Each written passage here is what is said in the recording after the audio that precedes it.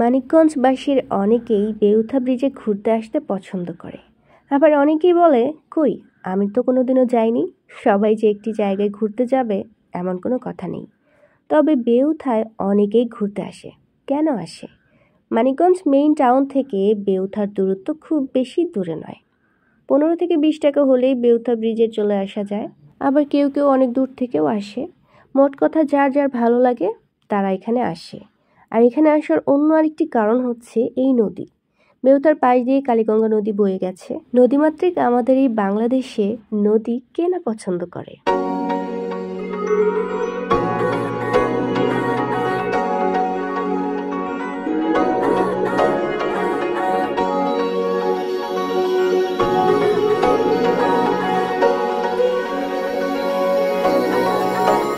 রোজার ঈদের তৃতীয় দিন গিয়েছিলাম বেউথায় ঘুরতে। আমাদের মতো অনেকেই গিয়েছিল তার প্রিয় মানুষদের সাথে। এই যে ছোট ছোট নৌকাগুলো দেখতে পাচ্ছেন, এই নৌকায় অনেকেই ঘুরছিল। তবে তার জন্য গুনতে হচ্ছিল ঘন্টা প্রতি 300 থেকে 400 টাকা। সারাদিন যে যেখানেই থাকুক না কেন, সন্ধ্যা হলে নিরে ফিরতে হবে। এই যে পাখিগুলো দেখতে পাচ্ছেন, সবাই আস্তে আস্তে তার নিরে ফিরে আসছে। মানিকগঞ্জবাসীর বিনোদনের একটি জায়গা যেহেতু বেউথা, এই কারণে এখানে বেশ কিছু রেস্টুরেন্ট তৈরি করা হয়েছে। তার মধ্যে রিভারভিউ রেস্টুরেন্টগুলো আমার কাছে বেশি ভালো লাগে।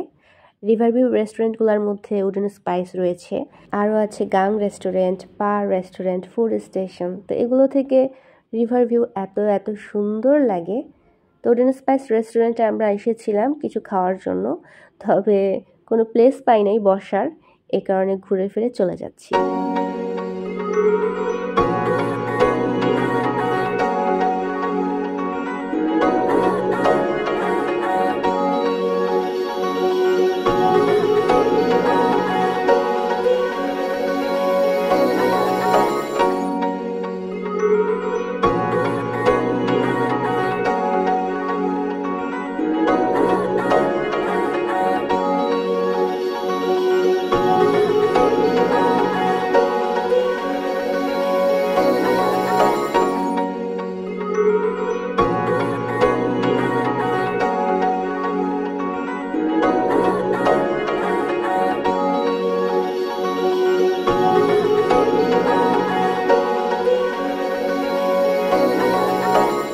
ফুড স্টেশনে চলে এসেছি, আর এখানে আমরা যেহেতু কিছু খাবো, এ কারণে রুমের ভেতরেই বসলাম। বাইরে প্রচণ্ড গরম।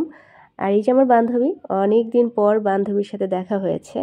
মেনু কার্ডে যে খাবারের আইটেমগুলো থাকে, সব ধরনের খাবার যদি আপনি ডেলিভারি দিতে না পারেন, তাহলে শুধু শুধু এত বড় একটা মেনু কার্ড কেন দিয়ে রাখছেন? যে খাবারটি অর্ডার করছিলাম সেটাই নাই, যেটাই অর্ডার করছিলাম সেটাই নাই। তো ফাইনালি আমরা লুচি আর এই যে চিকেন চাপ অর্ডার করলাম। খাবারের প্রাইসের সাথে খাবারের টেস্ট যদি মিলে যেত তাহলে ব্যাপারটা সুন্দর হতো। ঠিক আছে, সবাই খুব ভালো থাকবেন। আল্লাহ হাফিজ।